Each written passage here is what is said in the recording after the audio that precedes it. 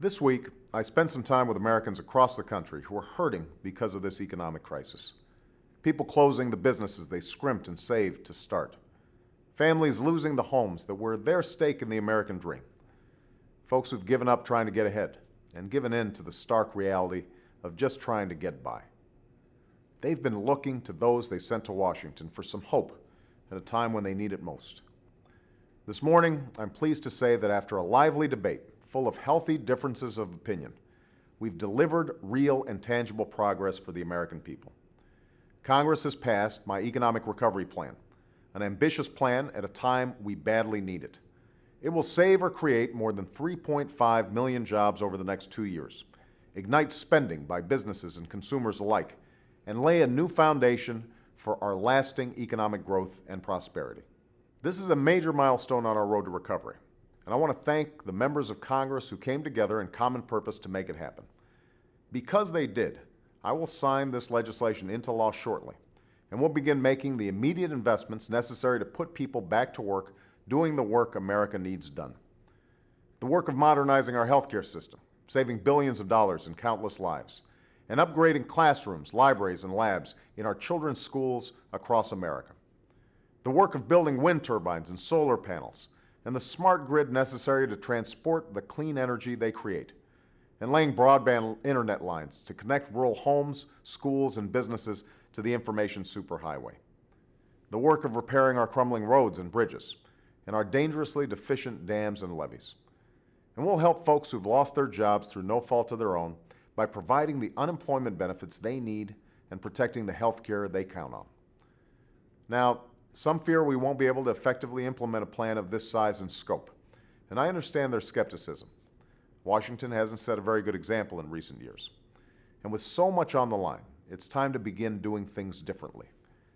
That's why our goal must be to spend these precious dollars with unprecedented accountability, responsibility, and transparency.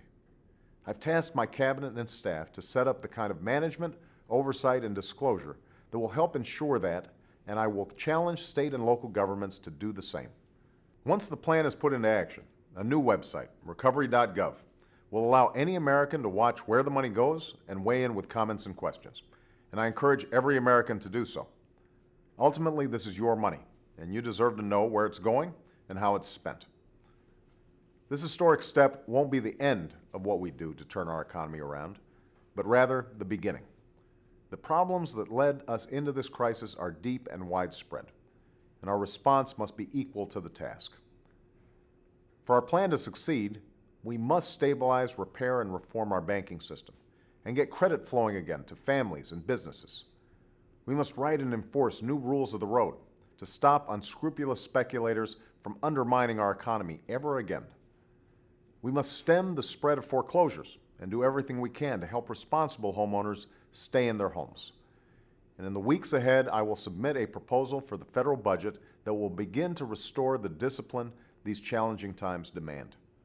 Our debt has doubled over the past 8 years, and we've inherited $1 trillion deficit, which we must add to in the short term in order to jumpstart our sick economy.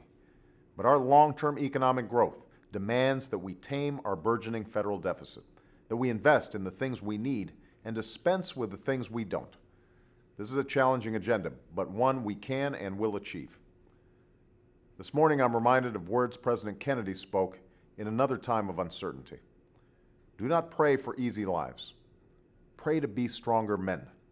Do not pray for tasks equal to your powers. Pray for powers equal to your tasks. America, we will prove equal to this task.